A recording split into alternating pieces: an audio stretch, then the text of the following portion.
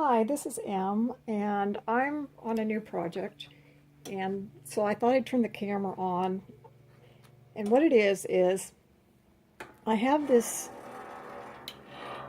heat press that I bought, gosh, probably 10, 15 years ago, that I was going to do some projects and do some shirts for myself. I never was going to get into the t-shirt business, but the point is that I bought it, and I bought some other items, and then I moved, and then it went into storage, and there it sat. Well, I just took it out and decided that I would play around with it. I did the decals and some shirts that I bought from 10, 15 years ago. Whenever I bought the press, I bought those other things, and that worked out. But that's not what today's about. Because I'm into pressed flowers and doing different things, um, that's what I'm playing with. And I'm working on roses today. And I'm going to show you what I already did. And I'm going to talk about it. I'm not going to demonstrate because it's very time consuming. But here is a sheet of roses that I did. I have a hard time getting roses through the press.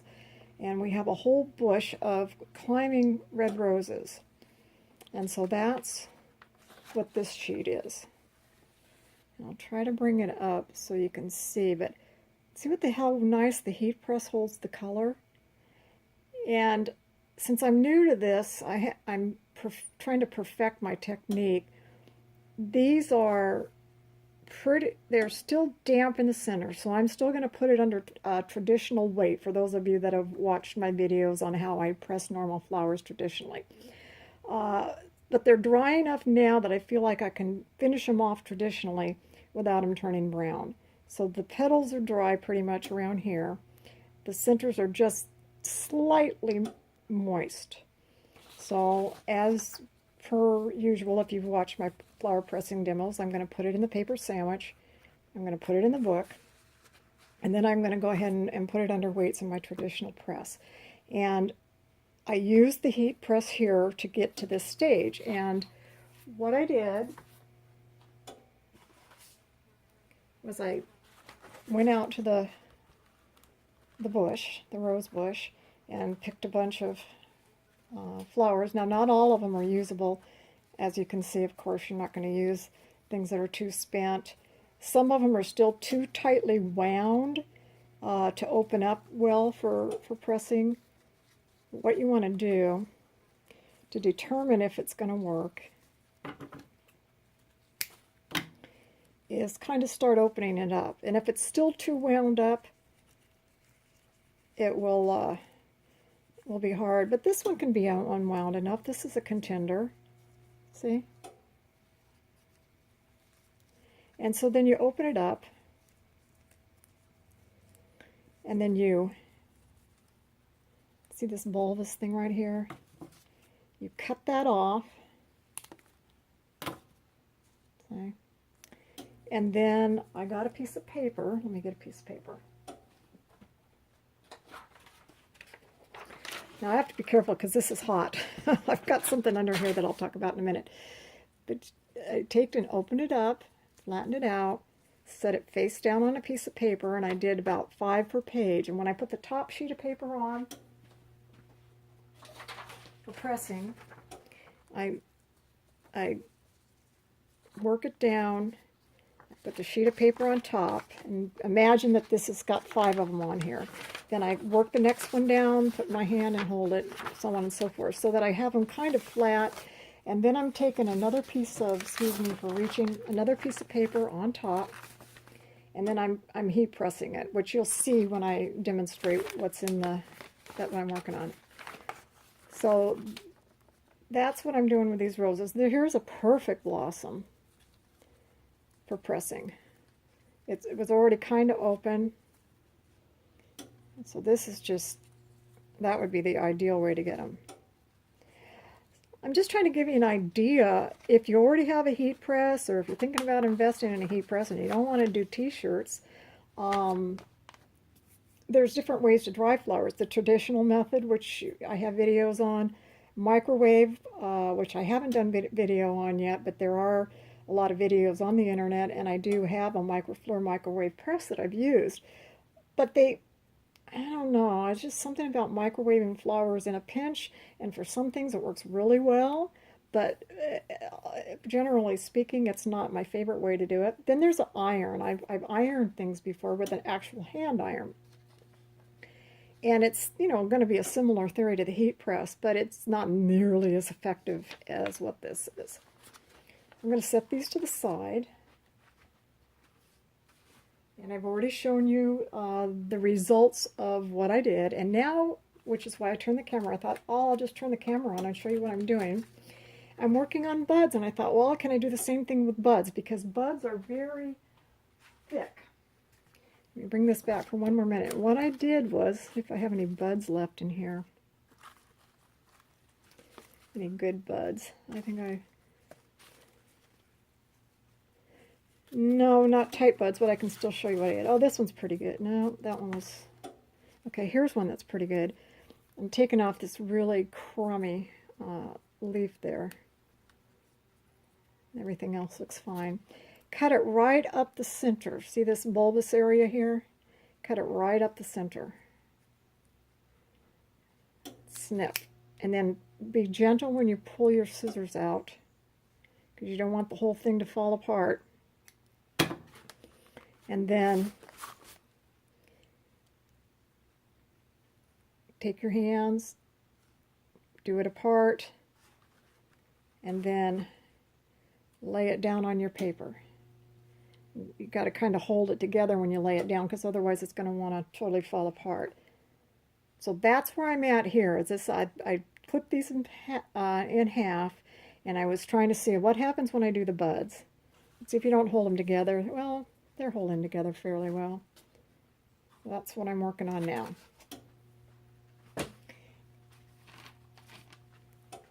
Let me grab my tweezers again, wash these seeds, brush those seeds off.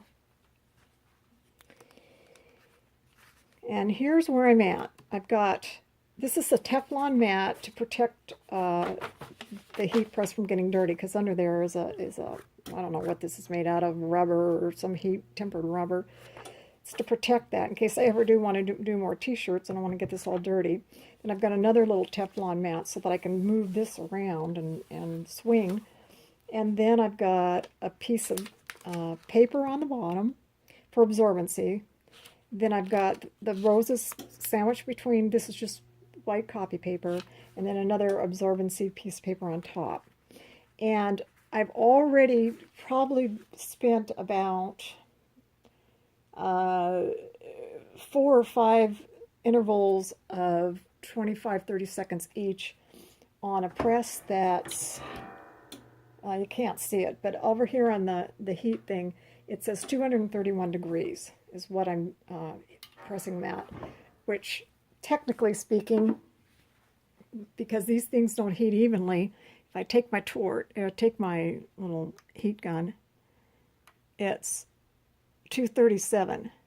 And if I go over to the other corner, it's 234. And if I do the back, it's 225. So the one thing about these cheapy heat presses is that the back temperature, 219, and the front are not exactly the same, but that's okay. It worked fine for the t-shirts that I did, and it's working fine for this. I just turn it around and do one side. I have already changed the paper a couple of times because it was so wet. These are paper changes from the regular roses, and then these are paper change from the buds. Because my goal is to, or I should say the challenge is to find the temperature that you can dry the particular flower that you want to work on as fast as you can, but without turning it brown and burning it.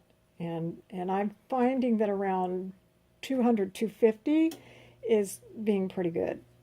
And I've done other flowers too, and so you just have to test. I did some flowers that actually 400 worked really well because otherwise they just turn brown. So you have to play around, but for roses, that's what happens. So here we are. Now we're fast tracked to where we're at. These are now dry enough that if I lift them up, they're not going to go limp and fall apart. Because you don't want to lift them up when they're still super wet, because they're not going to hold their shape.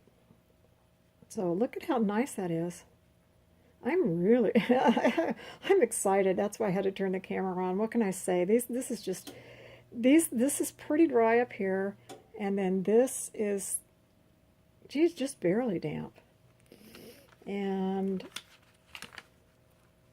I've done, like I say, I've done a couple paper changes, so I'll do a couple more pressings just to show you. So I've got it here. I'm going to put this down, and then I just count. I have my timer set at, put it set at 52 seconds because it kept beeping after 10. I thought that's ridiculous. I don't want to have it beeping all the time. So I just set it at 50, and I've been doing about 25-second intervals. I won't do quite as much right now just because these are getting really dry. And I'll take a peek.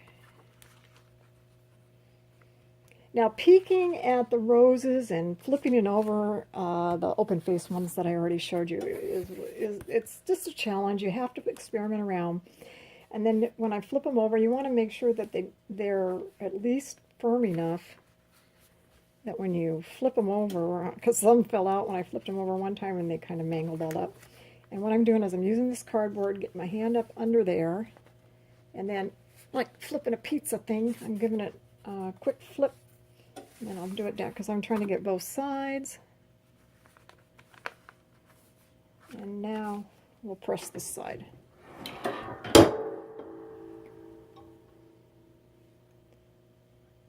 And this is why I didn't want to show you the whole process on camera, because I do things live, otherwise I'd never get on the internet. And it's just a lot of me doing 25 seconds, looking, 25 seconds, looking, and, you know, it's just more than anybody's probably going to bear to watch. So, now for the buds, I want to peek and lift from this bottom part up, because if you try to lift from the top part up, you're going to risk pulling these petals apart. So it's a lot easier, at least on these, because that was the challenge with the open face roses, is getting the paper to come up without wanting to stick to the petals. So if you do it from the bottom up, you can hold on to that and roll. And even then, see how this, I don't know if you can see, but this little piece of petal wants to come up. So you've got to kind of massage it and hold it down with your finger while you're bringing them up. Okay. So anyway,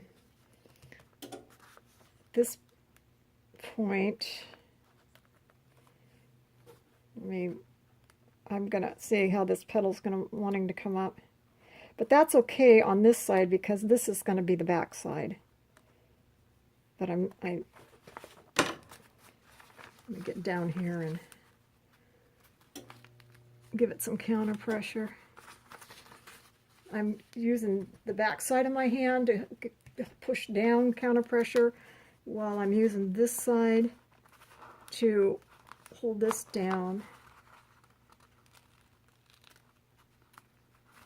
And see, it's if someone doesn't have patience, this might not be for someone without patience. But I want some roses to work with, and this is how I'm doing it. Here's a fresh piece of paper. I want to turn it over one more time. Now, I take that back. Let's go ahead and press this. I'm going to get a fresh sheet of newspaper.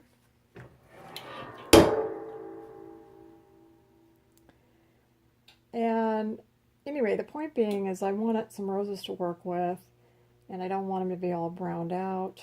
And I had some extra time today to play around, and so that's why we're doing this. And let's turn this over and press this side.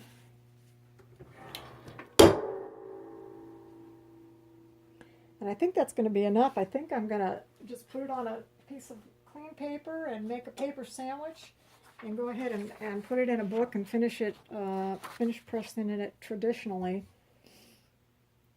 So we'll see after this comes up if we are able to do that. Let's try to take this off. This is the side that would be used in an arrangement.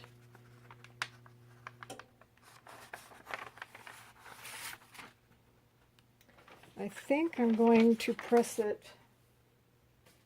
one more time. I'm just going to put newsprint on top.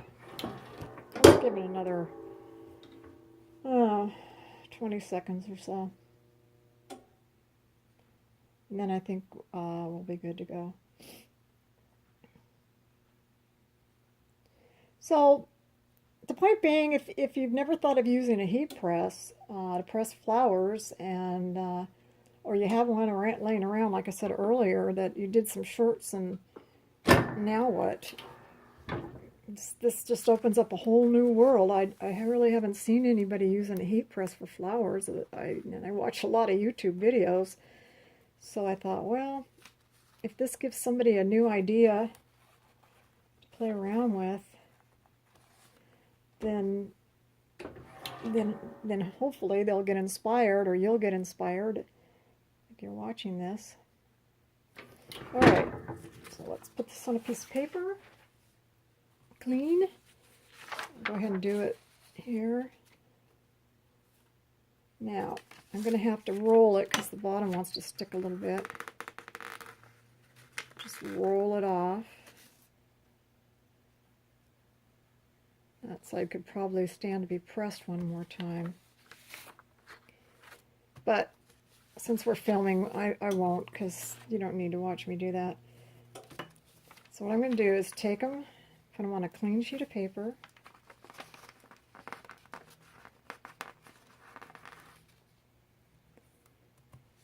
And then,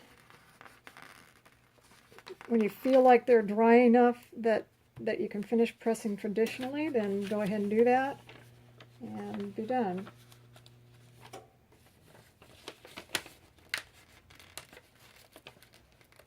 Alright, I won't finish this on camera because you get the idea. That's what I'm going to do here.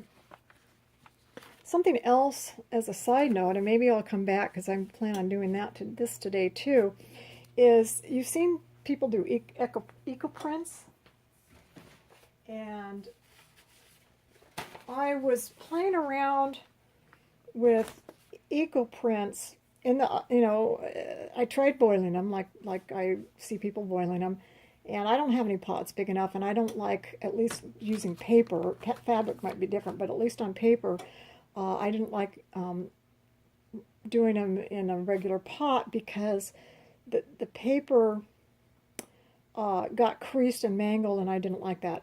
So then I did it in a pan, like a big baking pan, and I did it in the oven. And if you do it in the oven, you're going to want to do it about 350. I did them at 350 for 2 hours, and those actually came out pretty good. But I don't know. I thought, I got this heat press. Let's see if I can emulate with a heat press, and so I might demonstrate how I get these results. But let me show you a couple. Here's some that I did in the heat press, and this is watercolor paper. These were, what are these? These are dahlias. These are dahlias. This was dahlias. Let's see, is this the front or the back? That's the, no, this is the front. So there's 5, yeah, okay. So I'm trying to figure out which one went with which. I think this, oh, it's this way, okay. This was, excuse me for bumping the camera, this was sandwiched together with the dahlias, and this was the front of the dahlia, and this was the back of the dahlia, just to show you how different the front and the back is. And I just think this is absolutely stunning. And this was done with the heat press. And so I'm going to play around. I've got some more dahlias I want to play around with, and some other flowers. that I want to do. This is, now here's an example. I should probably talk more about this when I do the echo printing with the heat press, but so I'll just say this one thing just to kind of pique your curiosity, so that if you see this video pop up, and I do a live video, maybe you'll be interested to watch it. This is daylily. This is actually an orangish daylily that dyes purple. It's shocking. And doing it as an eco-print technique, it gives you the watercolor effect. And then just, I don't know, I stumbled upon it. I don't know why. I was playing around and I wasn't using water. I was just doing this dry press like I'm doing these roses. And if you do a dry press at a lower temperature, it gives you this defined edge and color. So this is the EcoPrint process at a higher temperature where they were steamed. I guess it's steaming them would be a better word, because that's what I'm really doing. Whereas this is just simply pressing them dry at a lower temperature and getting this. And as a matter of fact, on this one, I don't know if you can tell, but there's still pieces of the lily here that won't come off. This is actual lily parts right here. And so something else I'm also doing, and I have it upstairs, I'll bring it down if I remember when I do the echo steam, I'm going to call it, video, is I actually pressed I think it was a dahlia, on the paper to where it stayed on the paper, and I did it on one that I echo steam printed. Then I put the dahlia on. The dahlia just stayed on there because it won't lift off, and so I'm playing around with that. So I'll come back with that hopefully. And I just again wanted to show you that there's a lot of things that you could do with this heat press that I didn't realize that you could do. And if you think outside the box, you're only limited by your imagination. And if it's something that needs heat, then go for it. All right, so that's it. I'm going to stop rambling now. I'm ready to go do some echo steam printing. And you have a great day. Thanks for tuning in.